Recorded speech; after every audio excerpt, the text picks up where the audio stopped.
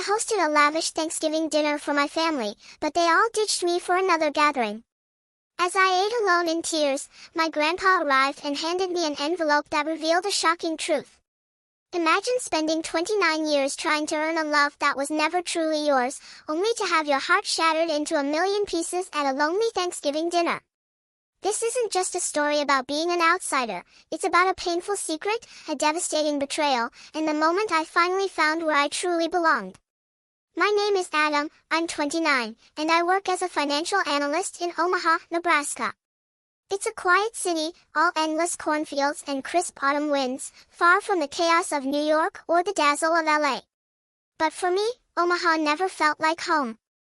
I grew up here in what I called my foster family, but from the moment I can remember, I felt like a puzzle piece that just didn't fit. I don't really remember being adopted, those stories were only ever whispered by my foster mother, Ellen, when she was angry. "We saved you from a worthless life," she'd say, a cold implication that I owed her everything. I was an infant, less than 3 months old, when Robert and Ellen adopted me. They were well off, living in a sprawling 2-story house with a perfectly manicured lawn and a pristine white picket fence. They had 2 biological kids, Eric, 2 years younger, and Hannah, 5 years my junior. On paper, I was part of the family. But in their hearts, I was just a faint shadow. Even as a kid, I saw it. It wasn't just my dark brown hair and blue eyes, so different from theirs, that made me wonder about my origins. It was the way they treated me. At parent-teacher conferences, Ellen would introduce Eric and Hannah as my son and my daughter. For me, this is Adam. Nothing more, nothing less. The word son felt too precious for me. I remember being 7, standing in the corner at a family Christmas party. Everyone was laughing, taking photos in front of the twinkling tree. When I tried to join, Hannah pushed me away. "You don't need to be here," she said, like I was an uninvited guest. My foster mother just smiled, patted Hannah's head, and kept snapping pictures. I stood there, watching those flickering lights, feeling like the whole world was celebrating, and I was stuck on the sidelines. I tried everything to be acknowledged. I excelled in school, bringing home report cards and certificates that practically wallpapered the fridge. I washed dishes, swept the yard, learned to fold clothes exactly how Ellen liked. But all I got were cold nods or a curt, "okay." Once, I overheard her talking to Robert in the kitchen, thinking I was asleep. "He does it because he knows he has to. We gave him a home. He owes us." Those words cut me deep, right into my innocent heart. I wasn't their son. I was an obligation. But there was one person in this family who made me feel like I truly existed, my Grandpa Henry. He lived on a small farm 2 hours from Omaha, where cornfields stretched forever and the night sky blazed with stars. Every summer, when school was out, I was sent to stay with him. Those months, those were the only times I felt alive, truly loved. Grandpa never called me Adam in that dry, detached way. To him, I was kiddo, or my dear boy. He taught me to fix cars in his garage, thick with the smell of motor oil. He showed me how to grow tomatoes. And on quiet evenings, he'd strum folk tunes on his old guitar while I sang along, even though my voice was terrible. Grandpa was the only one who truly saw me. When I was 12, I sat with him on the porch swing, watching a fiery red sunset. "Grandpa," I blurted out, "why don't Mom and Dad love me?" He stopped strumming, resting his hand on my shoulder. His eyes, etched with the wrinkles of time, looked at me for a long moment. "Adam," he said, his voice deep and warm, "you're the best thing that family doesn't know how to cherish. Don't let your kindness depend on how they treat you. You're worth so much more than that." Those words seared into my mind, a small flame flickering through my darkest days. Another time, we were out in the field behind his farm, watching the sunset again. "Do you ever think about your real mother?" he asked suddenly. The question stunned me. I hadn't really thought about her. Ellen always said my biological mother was irresponsible and I shouldn't bother. But Grandpa's eyes, filled with mystery and concern, made my heart race. "I don't know," I replied, my voice trembling. "I don't think she wanted me." Grandpa took my hand, squeezing it tightly. Never think that, Adam. There are stories you don't know yet.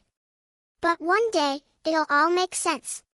Those vague words planted a seed of curiosity in me, a sense that my life held a secret bigger than I could imagine.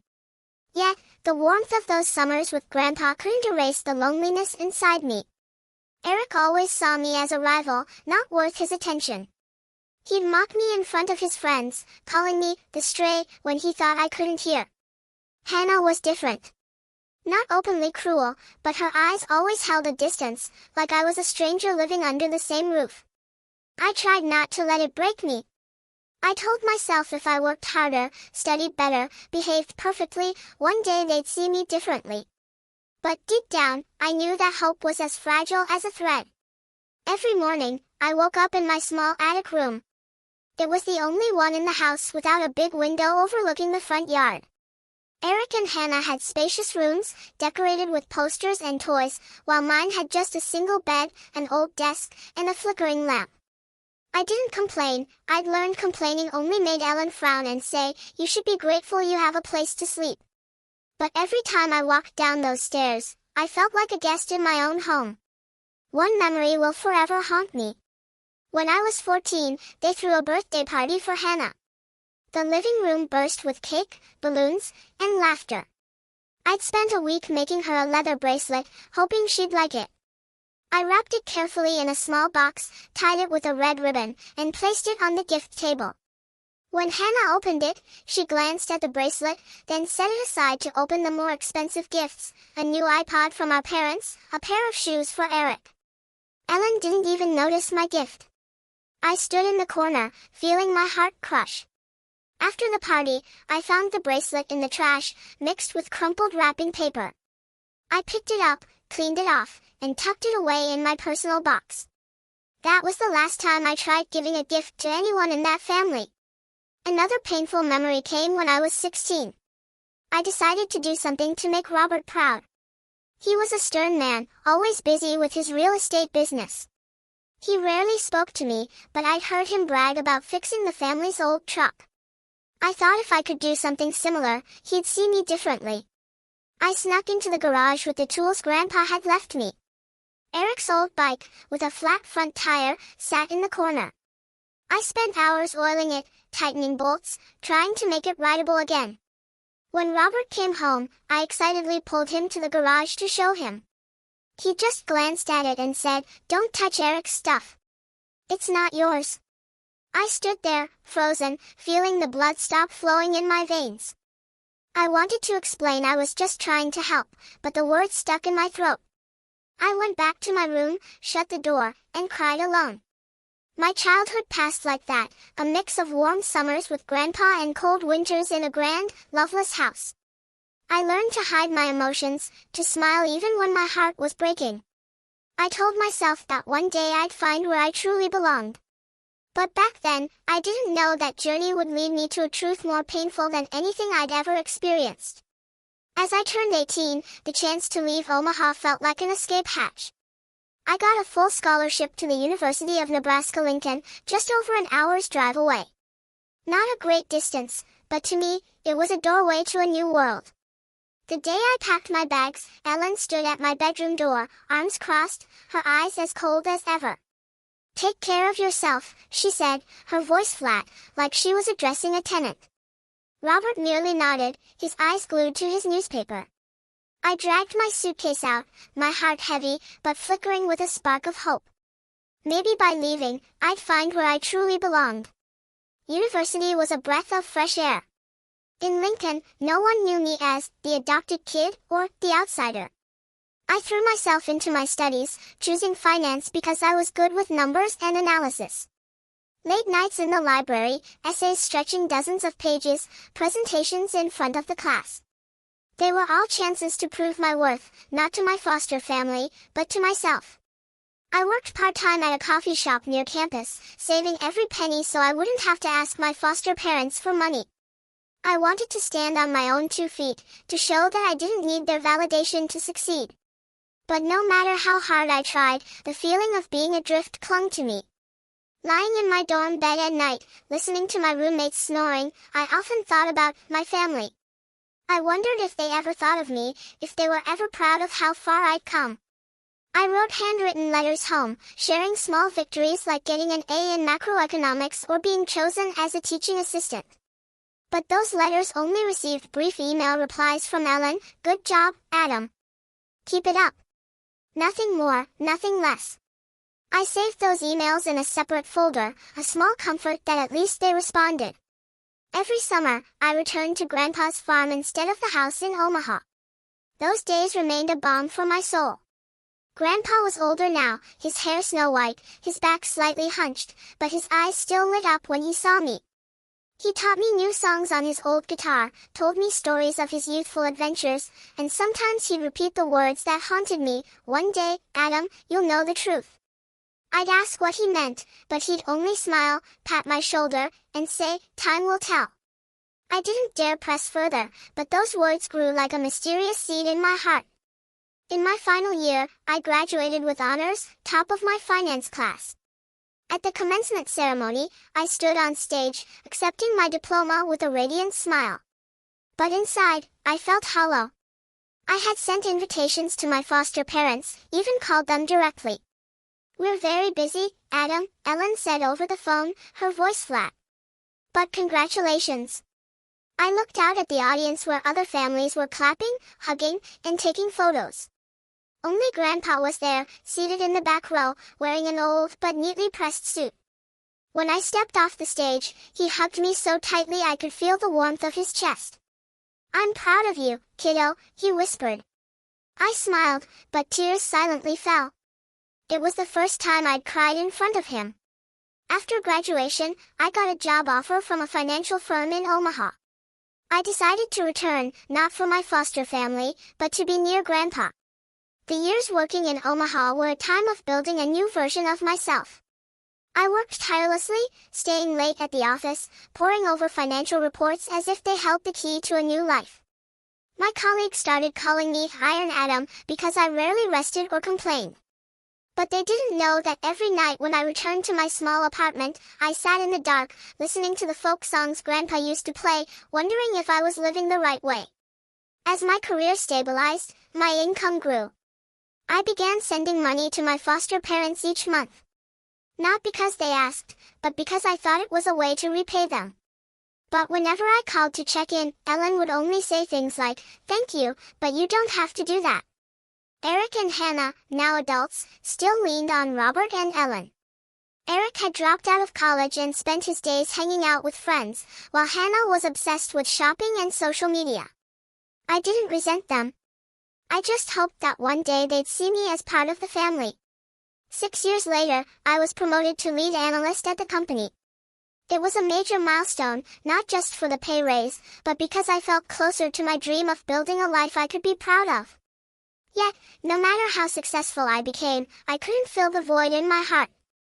I longed for a family, not the grand house in Omaha's suburbs, but a place where I truly belonged. Then, an idea struck me, a Thanksgiving dinner. Thanksgiving is a time for people to gather, to give thanks.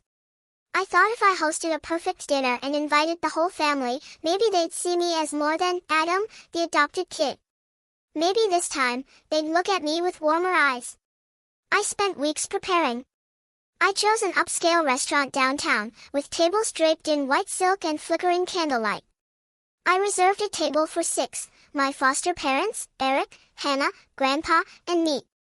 I handwrote invitations on thick paper with gold ink, pouring my heart into each one. "Dear Mom, I hope you'll come to share the joy of this holiday with me," I wrote in the card to Ellen. I sent personal texts to Eric and Hannah, asking them to make time. I even called Robert, saying how much I looked forward to seeing everyone. "I'll check my schedule," he said, his voice flat. I didn't let it discourage me.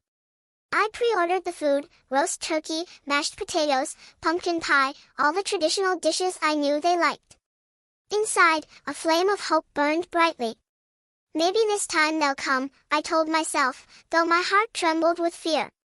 On Thanksgiving Day, I stood in front of the mirror in my small apartment, adjusting my tie and smoothing out the navy suit I'd carefully chosen. I looked into my own eyes in the reflection. Those deep blue eyes, Ellen once said, didn't look like anyone else's in the family. I told myself, today will be different. Today, they'll see me. I arrived at the restaurant early, at 5 p.m., as the sunset bathed Omaha's streets in golden light. The manager, a middle-aged woman with a warm smile, led me to the table I'd reserved. The setup was perfect: crisp white tablecloth, 6 gleaming silver place settings, and candles casting a soft orange glow. I checked everything, from the folded napkins to the small vase of flowers. "Your family must be a lively bunch," the waitress said, smiling. I nodded, trying to hide the anxiety churning in my stomach. "Yeah, I hope so." I sat down, glancing at my watch. 6 p.m., the appointed time. The restaurant began to fill up, other families arriving, their laughter and chatter like a cheerful melody. I checked my phone. No messages, no calls. They might be on their way, I reassured myself, though my heart started pounding with unease. I texted Hannah. "Are you here yet?" "I'm waiting at the restaurant." No reply. I tried calling Eric, but it rang endlessly before going to voicemail. "Hey, Eric, I'm at the restaurant. Is everyone coming soon?" I said, forcing my voice to stay calm. No one answered. By 6:30, I felt a burning sensation at the back of my neck. The tables around me were full. A family at the next table laughed loudly as their young child spilled sauce. An elderly couple held hands, their eyes brimming with love. I stared at my empty table, the 6 chairs sitting silently, as if mocking me. I called Ellen, my hands trembling as I dialed. The phone rang 5 times before she picked up. "Adam," her voice cut through me like ice. "Your father's not feeling well, and we've already eaten here. You'll manage, right?" In the background, I heard Hannah's laughter, the clink of dishes, Eric saying something about a football game. They were at home, gathered together as they always were, as if I'd never existed. "Yeah, I'll manage," I replied, my voice catching, as if someone were squeezing my throat. I hung up, set the phone on the table, and stared at the flickering candles. Their light reflected off the wine glass, but it didn't warm me. I felt like the whole world was laughing and celebrating while I was left behind once again, in the loneliness I'd spent years trying to escape. I called the waitress over and asked for a small portion of turkey and mashed potatoes. "Just you tonight?" she asked, her voice gentle but tinged with pity. I nodded, forcing a smile. "Yeah, just me." The food was placed before me, the aroma making my stomach rumble, but every bite felt stuck in my throat. I looked at the empty chair where Ellen was supposed to sit. The ones for Robert, Eric, and Hannah. I imagined them laughing at home, eating the dishes I'd chosen, but without me. Tears welled up, but I bit my lip hard, refusing to let them fall. I'd cried enough during my childhood. I told myself I was stronger than this. But the truth was, I wasn't strong.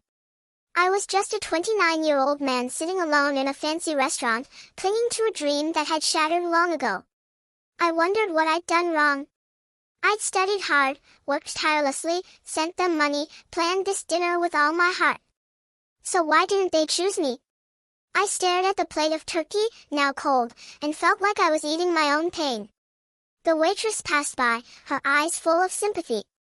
"You okay?" she asked. I nodded, but I knew I wasn't. I'd never been okay. I reached for my phone, intending to call Grandpa. He was the one person I knew would never abandon me. But before I could dial, the restaurant door opened.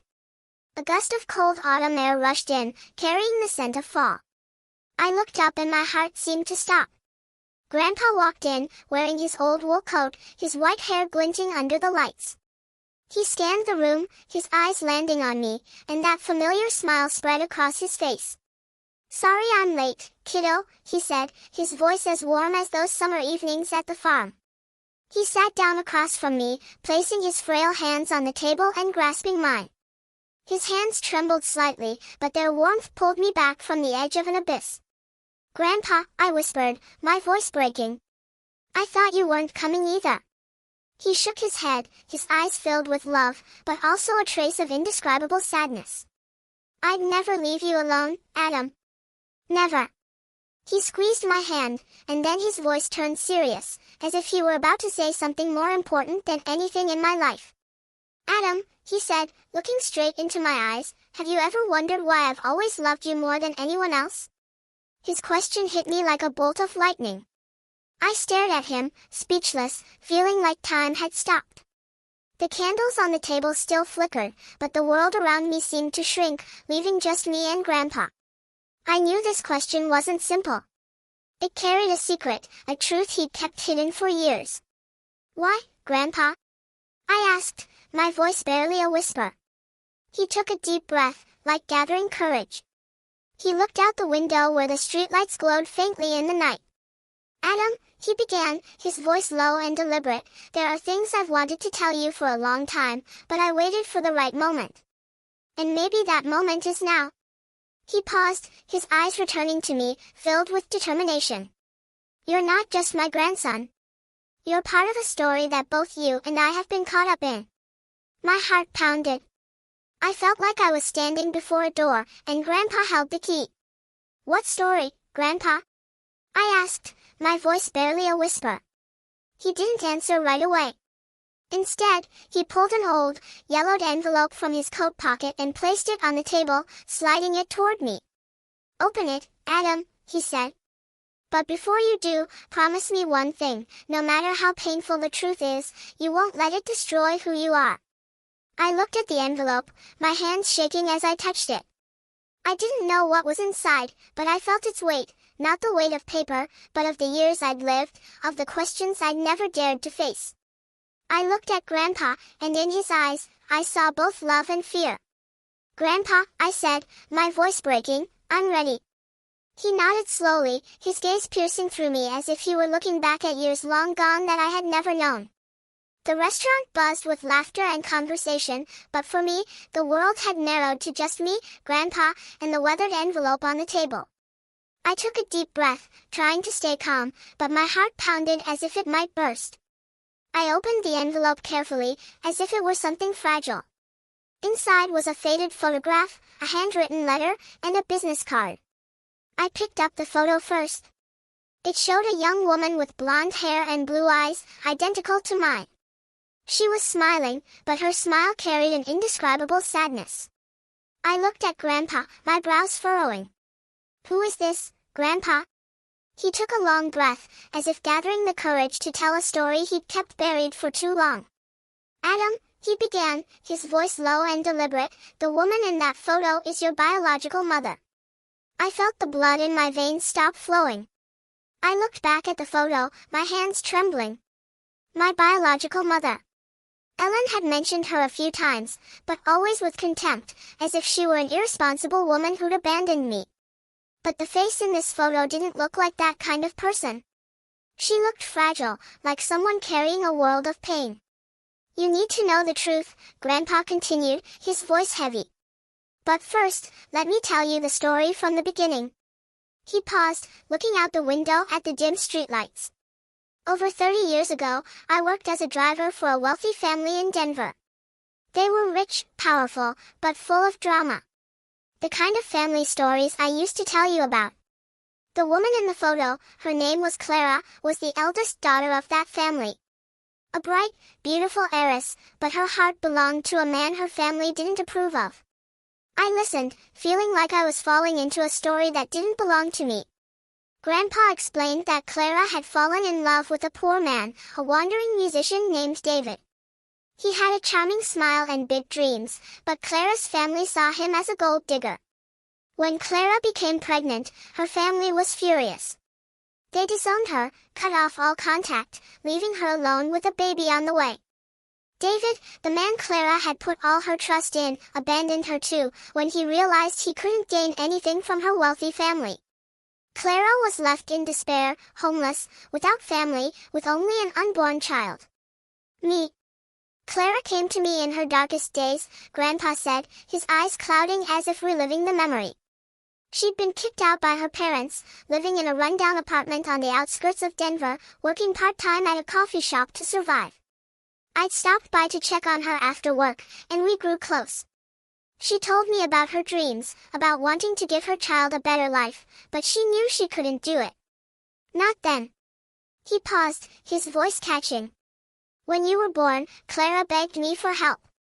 She said she needed time to rebuild her life, to become a mother worthy of you. She asked me to take you in. My chest felt heavy. I looked at the photo, trying to picture this woman, my mother, in those lonely, painful days. So, what did you do? I asked, my voice barely a whisper. Grandpa lowered his head, his hands clenching together. At the time, my son, your foster father, Robert, and Ellen had been married for a few years, but hadn't had children. I convinced them to adopt you. I thought it was the best way to give you a home, a family. I was wrong. He paused, his eyes filled with regret. I didn't expect them to treat you the way they did. I thought they'd love you like their own, but every time I saw them push you away, it broke my heart. I looked back at the photo. I didn't know what to feel. Anger, pity, or just emptiness. What about my real mother? I asked, my voice faltering. Where did she go? Grandpa picked up the business card from the table and handed it to me. Clara is a successful woman now, he said. After leaving you, she left Denver, started over. She went to college, built a career, and now she's an entrepreneur in Seattle. She's been looking for you for over 10 years. Recently, she found me. She wants to meet you, Adam, but she's afraid of disrupting your life. She wants you to decide. I took the business card and read the name, Clara Thornton, CEO, Thornton Enterprises. An address in Seattle, a phone number. I turned the card over, feeling like I was holding a piece of myself. Then I opened the letter, recognizing the soft, slanting handwriting. Dear Adam, it began. I don't know if you'll ever want to hear from me, but I've never stopped thinking about you. I stopped, feeling like my breath was caught in my chest. I glanced at Grandpa, sitting across from me, his frail hands clasped tightly, his eyes a mix of worry and patience. I knew he was waiting, watching to see how I'd react to the truth just revealed. I took a deep breath and continued reading. Asterisk, I'm writing this letter hoping that one day you'll read it, though I'm not sure if you'll want to hear from me. I made the biggest mistake of my life leaving you. But please believe it wasn't because I didn't love you. You were my light. The only thing that a girl disowned by my family, abandoned by the man I loved, had. I had nothing but my love for you. But I knew I couldn't give you the life you deserved. Henry, your grandfather, was the only one who didn't turn his back on me. He promised to take care of you, and I trusted him. I left not because I wanted to forget you, but because I wanted to become a mother you could be proud of. I went to college, worked day and night, and now I've built a stable life. But not a single day has passed without me thinking of you. Wondering how you're living, if you're happy. I've been searching for you for over 10 years. But every time I think about meeting you, I'm afraid. Afraid you'll resent me. Afraid I'll disrupt your life. If you're reading this letter, I only ask for a chance to explain, to say the apology I've held in my heart for 29 years. I don't expect you to forgive me right away, but I hope one day you'll understand. I love you, Adam. I always have. Your mother, Clara Thornton, asterisk. I folded the letter, tears silently streaming down my cheeks. I didn't know why I was crying, for Clara's pain, for the years I grew up in the cold indifference of my foster family, or for the feeling of having found a piece of myself, yet fearing it might break me. I looked at the photo in my hand, Clara's face, her blue eyes so much like mine. I tried to imagine her in those days, a young woman alone, holding me on her last night before entrusting me to Grandpa. I didn't know what to feel, anger, pity, or just an indescribable void. Grandpa, I said, my voice choked. What do I do now? I placed the letter on the table, looking at him, searching for an answer, a direction. Should I meet her, or forget this and keep living as if I never knew? Grandpa took my hand, his trembling but warm. Adam, he said, his voice low and gentle, I can't decide for you. This truth belongs to you, and only you know what your heart is telling you. I just want you to remember one thing, no matter how difficult the path you choose, you're never alone. I'll always be here. And Clara, she's waiting for you, too. I looked into his eyes, seeing the sincerity and love he'd given me all these years. He wasn't just my grandfather. He was the one who kept his promise to Clara, who sheltered me when the world turned its back. I took a deep breath, feeling a decision forming in my heart. I want to meet her, I said, my voice steadier than I expected. I want to go to Seattle. I need to see what she's like now, and I need to hear her story from her own lips. Grandpa smiled, a smile of both pride and relief. Then do what feels right, kiddo. But before you go, is there anything else you want to do? Anything you need to settle before stepping into this new chapter? I thought for a moment. Then an idea sparked. I want to stop by my foster parents' house, I said, my voice low but resolute. I want to tell them about this, not to argue or blame, but to let them know I found a part of myself. I want them to understand that I'm no longer the adopted kid they can ignore. Grandpa nodded, a glint of resolve in his eyes. All right, Adam. I'll go with you. Whatever happens, I'll be there. We left the restaurant, my mind still reeling from Clara's letter. The Omaha night was cold, the wind sending a shiver through me. But Grandpa's presence beside me made me feel grounded. We climbed into his old pickup truck, the familiar smell of motor oil and wood reminding me of summers at the farm. You sure about this, Adam? He asked as he started the engine. Facing them won't be easy. I'm sure, I replied, though a part of me was still afraid. I didn't know how my foster parents would react, but I knew I needed to do this, not to prove anything, but to close one chapter of my life before opening the next. We drove through Omaha's familiar streets, past houses glowing with Thanksgiving lights, families gathered together. When we pulled up to the grand two-story house, my heart pounded. Lights spilled from the living room, and I heard Hannah's laughter, Eric's lively chatter. They were still celebrating as if my dinner had never existed. I stepped out of the truck, Grandpa by my side. I knocked on the door, and when Ellen opened it, her eyes flickered with surprise before settling back into their familiar coldness. Adam, she said, her voice flat. What brings you here so late? I need to talk, I said, trying to keep my voice steady, to everyone. She hesitated but opened the door wider. I stepped inside, Grandpa following, and saw Robert in his armchair. Eric and Hannah were eating pumpkin pie on the sofa. They looked at me, but no one stood to greet me. What's this about, Adam? Robert asked, his tone slightly irritated, as if I were an inconvenience. I took a deep breath, feeling Grandpa's hand rest lightly on my shoulder. I just learned the truth about my biological mother, I said, my voice firm but tinged with emotion. She's alive, and I'm going to Seattle to meet her. I just wanted you all to know, because I've called you family for 29 years. Silence enveloped the room. Hannah stopped chewing, her eyes flickering with unease. Eric smirked as if about to make a snide remark, but Grandpa's stern look silenced him. Ellen crossed her arms, her gaze icy. Is that so? She said, her voice dripping with sarcasm. You think finding your real mother will change anything? You're still just the adopted kid, Adam. Don't get any illusions. Her words cut like a knife. But this time, I didn't let them bring me down. I'm not delusional, I replied, meeting her eyes. I just want to live true to myself. Thank you for giving me a home, but I don't need anyone in this room to validate me anymore. Robert stood, about to say something, but Grandpa raised a hand to stop him. Enough, Robert, he said, his voice like thunder. You've had 29 years to treat this boy like a son, and you've failed. Now let him walk his own path.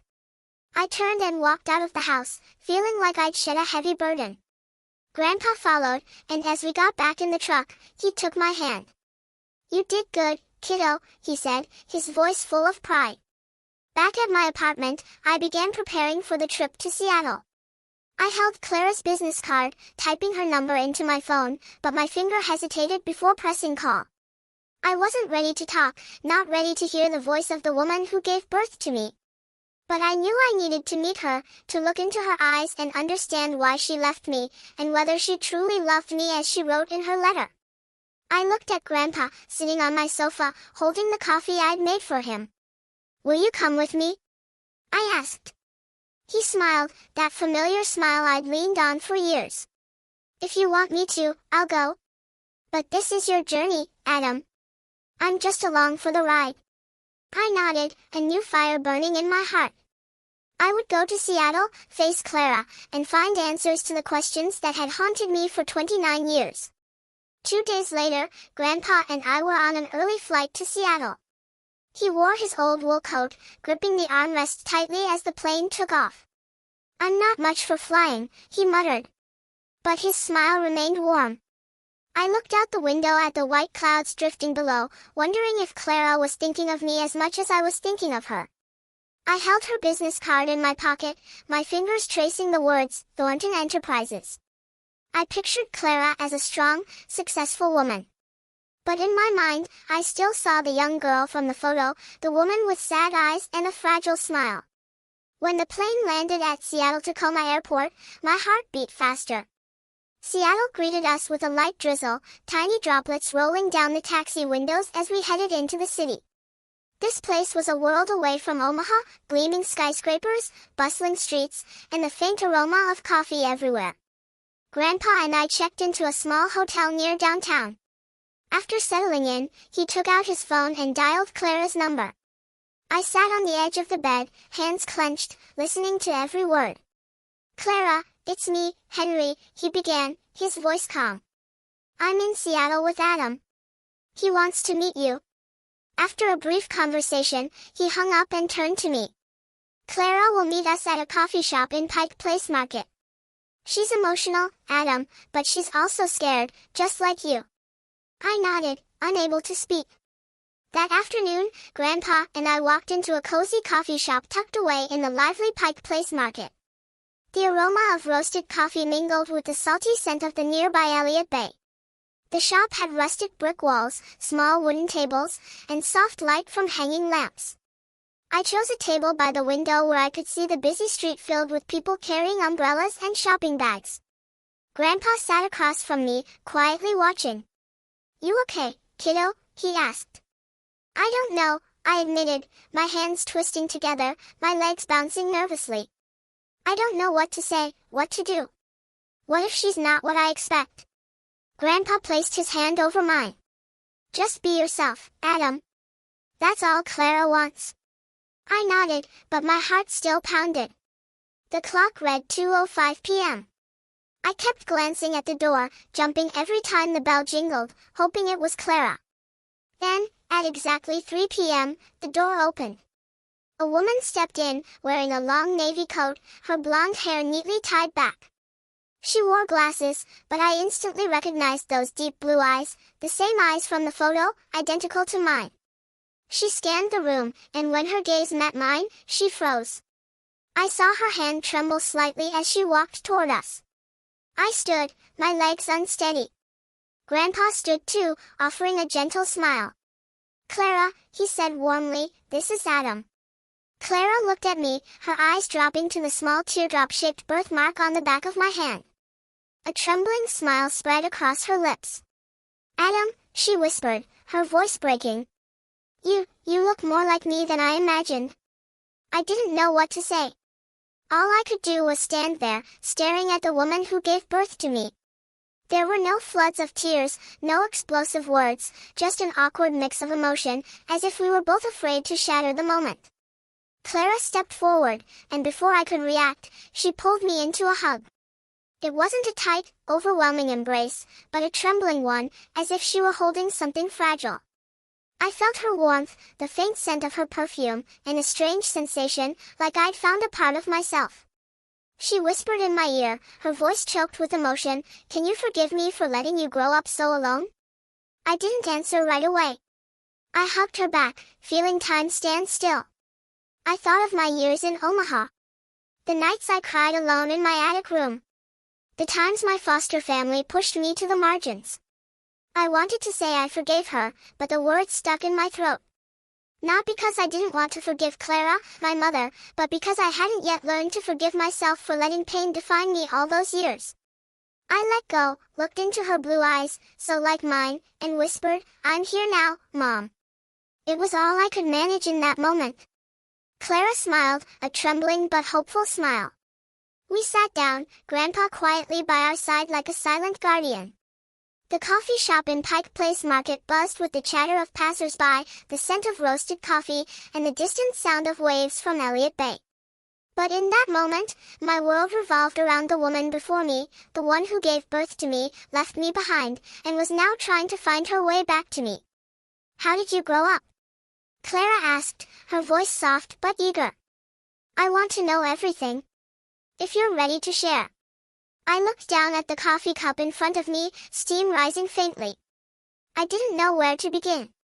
How could I sum up 29 years of pain, loneliness, but also moments of warmth with Grandpa? I told her about Omaha, the grand but cold house. How I tried to be the perfect son, but was always treated as an obligation. I spoke of summers at Grandpa's farm, where I learned to fix cars, grow tomatoes, and play folk tunes on his old guitar. But I didn't mention the nights I cried alone, or the time I found the handmade bracelet in the trash after Hannah's birthday.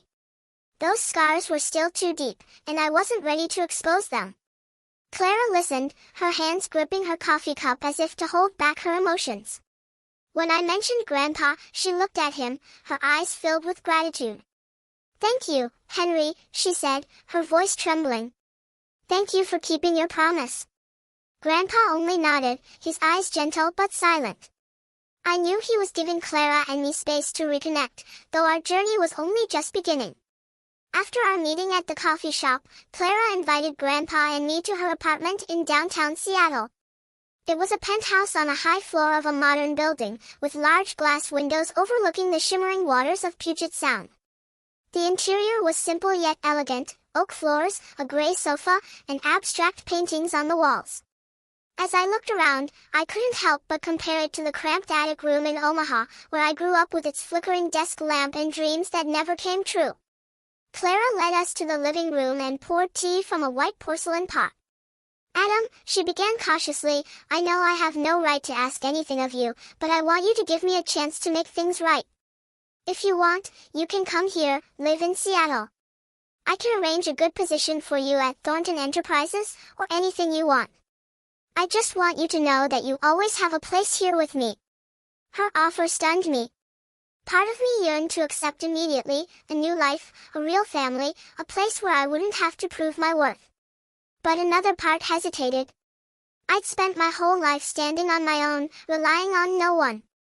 Accepting Clara's help, even as my mother, felt like giving up something, maybe my pride, or the fear of being abandoned again. I looked at Grandpa, seeking guidance in his eyes. He gave a gentle smile, as if he understood the storm inside me. "What do you think, Adam?" he asked. I took a deep breath, trying to sort through my tangled thoughts. "Thank you, Mom," I said, looking at Clara. "But I don't want to start with a position you've set up for me. If I work at Thornton Enterprises, I want to start from the bottom, like any other. I want to rise on my own. Not because I'm your son, but because I deserve it." Clara looked at me, her eyes sparkling with a mix of surprise and pride. "You're more like me than I thought," she said, smiling. "All right, Adam. I respect your decision, but whatever you choose, I'll always be here." I nodded, feeling a weight lift off my shoulders. I wasn't just choosing a job. I was choosing how to live, how to define myself. And for the first time in my life, I felt I had the right to do so. A few days later, Clara and I convinced Grandpa to move to Seattle. "I'm getting old, Adam," he said, his voice teasing, but his eyes brightening at the suggestion. "But if you and Clara want a grumpy old man hanging around, I won't object." Clara laughed heartily, the first time I'd seen her laugh so freely. "Henry, there's always room for you in my home," she said, "and I think a small garden on the balcony would suit you perfectly." I smiled, picturing Grandpa in Clara's modern penthouse, tending to tomatoes like he did at the farm. The thought warmed my heart. Grandpa wasn't just the man who nurtured me through my lonely years. He was the bridge between Clara and me, the one who kept his promise to both of us. I decided to stay at the penthouse with Grandpa, at least for a while, to be close to him and to learn more about the mother I'd been separated from for 29 years. I applied to Thornton Enterprises and was hired for an entry-level financial analyst position. Not because Clara pulled strings, but because my resume stood out. On my first day, standing in front of the company's gleaming glass building, I felt like a schoolboy on his first day of class.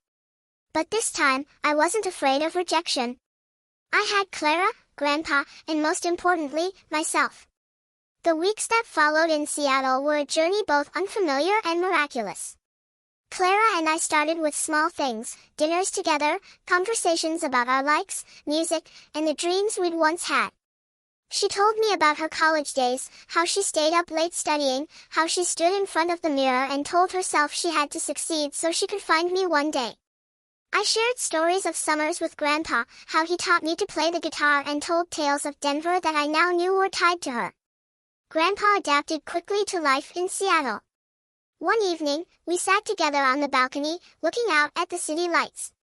He played a familiar folk tune, and Clara unexpectedly joined in, her voice soft but full of emotion. I watched them, feeling my heart slowly fill, piece by piece. But healing wasn't easy. Some nights I lay awake, thinking of my foster family in Omaha. I still felt pain recalling Ellen's cold words, Eric's dismissive smirks, or Hannah's indifference. I wondered if they ever thought of me, if they ever regretted pushing me out of their lives. But then I realized I no longer needed their answers. I had found where I belonged, not in a house, but in the hearts of Clara and Grandpa, and within myself. Seattle had become a part of me, even in just a few short months. Every morning I woke up in my small rented apartment near Thornton Enterprises, listening to the waves lapping at Puget Sound and the faint aroma of coffee drifting up from the shop below. I was no longer the boy in the Omaha attic, desperately trying to please a family that didn't need me. I was Adam, 29 years old, a financial analyst building my life step by step, with Clara and Grandpa by my side. But the past, no matter how hard I tried, lingered like a shadow, waiting for me to face it one last time. One evening, after finishing a lengthy report at the office, I sat at my small dining table, took out a blank sheet of paper and a pen, and decided to write a letter to my foster family. Not to blame or demand recognition, but to close the most painful chapter of my life. I wanted them to know I'd found happiness, that I was no longer the abandoned adopted child they were used to. Dear Mom, Dad, Eric, and Hannah, I hope you're all doing well. It's been a few months since we last saw each other, and I think it's time I shared a few things. I found my biological mother, and I'm now living in Seattle, starting a new life. I'm not writing this to blame or resent anyone. I just want to thank you for the years you gave me a roof over my head, even if it never truly felt like home. I've learned that family isn't just the people you live with. It's the ones who choose to love and cherish you. I found that here with my mother and Grandpa. I don't expect you to change or feel regret. I only hope you live well as I'm trying to do, wishing you all the best, Adam. I folded the letter, slipped it into an envelope, and mailed it the next morning. As the envelope left my hands at the post office, I felt a weight lift.